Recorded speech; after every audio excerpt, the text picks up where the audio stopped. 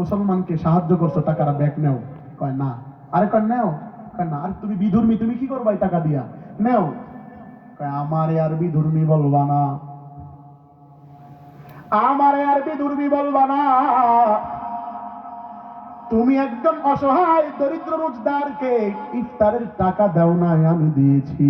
এটার বিনিময় আল্লাহ তাআলার পয়গম্বর গতকালকে রাত্রিবেলা আমার ঘরে এসে আমারে, আমার বিবিরে, আমার সহপরিবারে কালেমা পড়ায়া মুসলমান বানায়া দিছে। আমি সেই বিল্ডিং ছাড়তে পারবো না।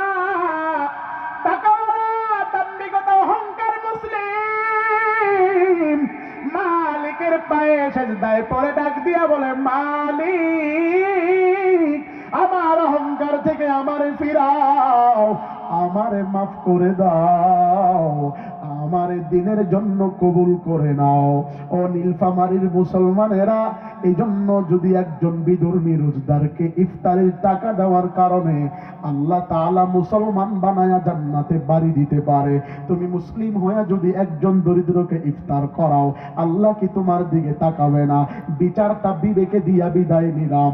আল্লাহ তাআলা আমাদের সকলকে রমজানের বারাকা সাদরে গ্রহণ করার তৌফিক দান করেন।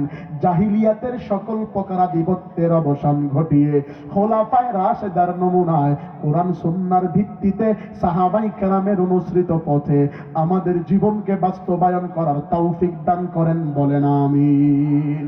নাসরুম মিনাল্লাহি ফাতহুন করিব। ওয়া বাশশিরিল মুমিনিন। ভালো থাকবেন, সুস্থ থাকবেন।